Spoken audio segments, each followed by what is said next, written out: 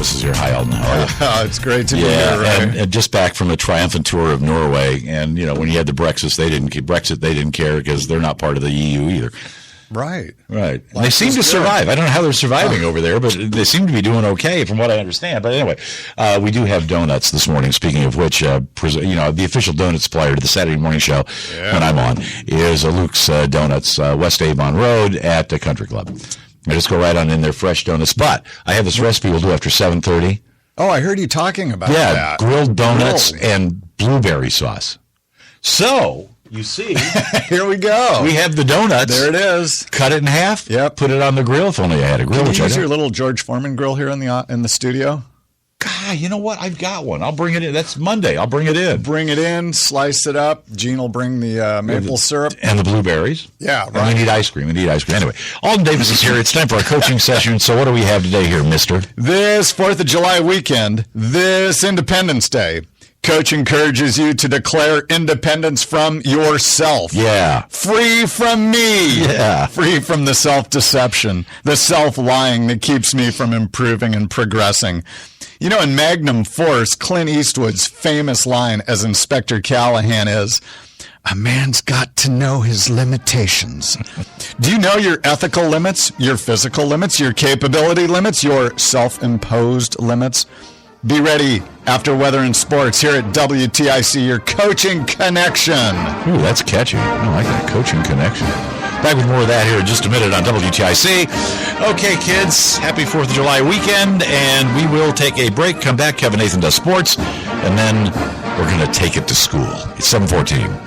Right, it's 7:21. So, Alden, what independence from me? Yeah, all right.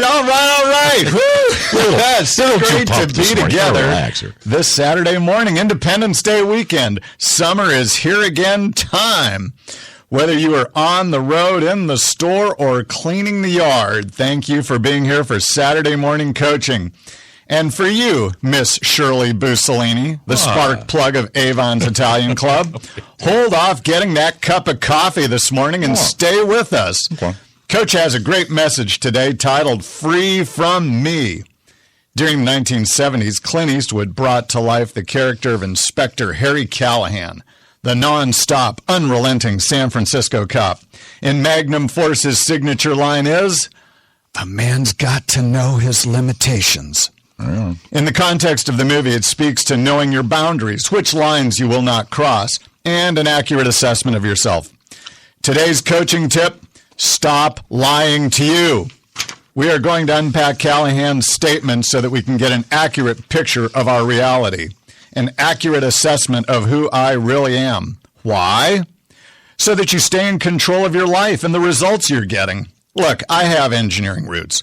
Without a good baseline of data, results are merely random. Our goal with Saturday morning coaching is to thrive in uncertain times, to be clear and systematic about the future we are creating. Feel free to do nothing and let life give you what you deserve. But we all know it's the scraps. Look at the results you're getting in your life. Relationships, work advancement, health, wealth, general well-being. Are they sufficient or not sufficient?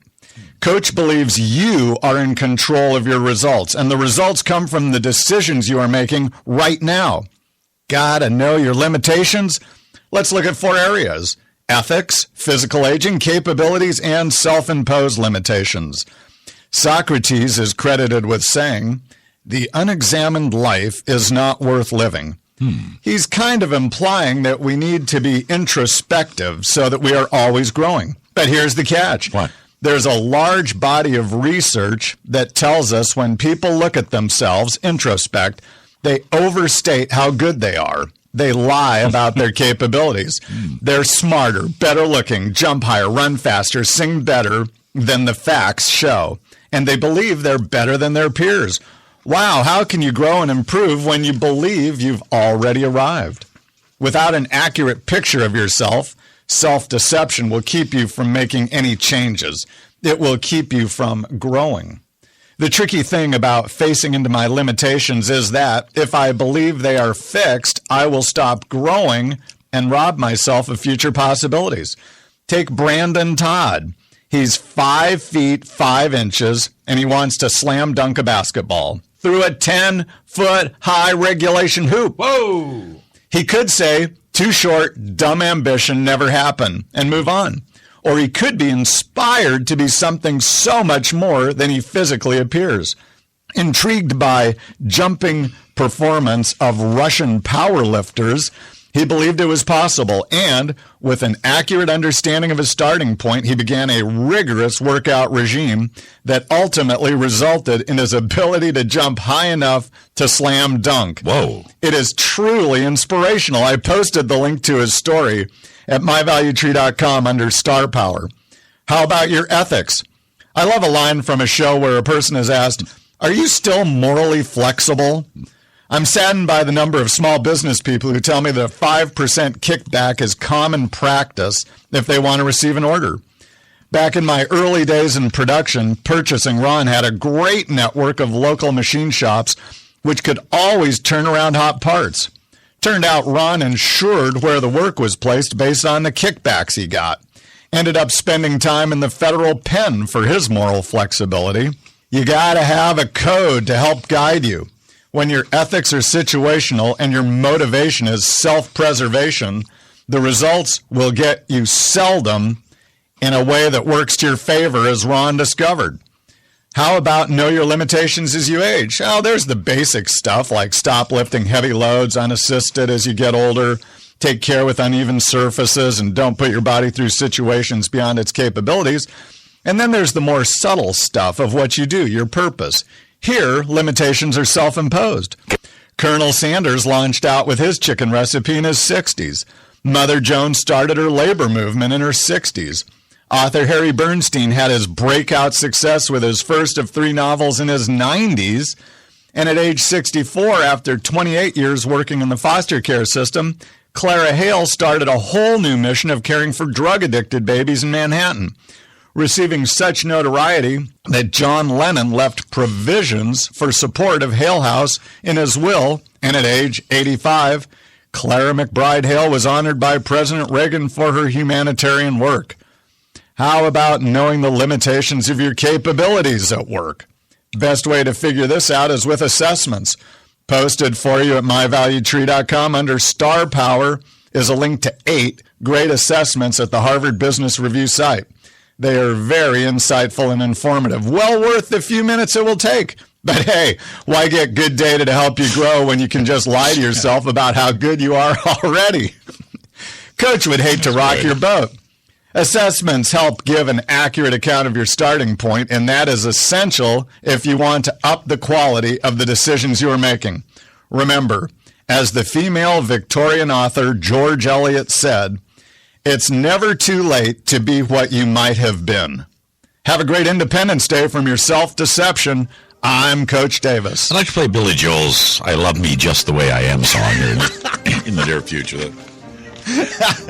Look in the mirror. Don't go changing. Try and please me. Yeah. Oh, but we did get a winner, right, Mike? So we're good there. Thank you, sir. Wait a minute. Female Victorian author George Eliot? Did you know that? No. She used it. It was a nom de plume. Why? Because you can get published if you're a woman? Yeah. Really? Right. Wow. Isn't that a great quote? Well, see, there was all kinds of stuff in there. It's never too late to be what you might have been. Of all the words of voice and pen, the saddest are these, it might have been, or what might have been, or something like that. I think that was George Eliot, too. Yeah. Said that. Yeah, I'm not sure. The other is animals make the best friends because they're never judgmental. And then there's, so that's my dog. I was like, what do you think of me, huh? Yeah, I love you. Fine. Okay, then. That's good news for us all. Okay, then. Okay, we'll do some, since we have to know your limitations. Right? See, that's the great one. That's this Hal Holbrook who's paying the... Yes. Yes, driving away in the car. Blows up. A man's got to know his limitations. A man's got to know his... Oh, yeah. Hey, maybe I'll do a nice Dirty Harry festival over the weekend. That'd be a good thing. Start out with Dirty Harry.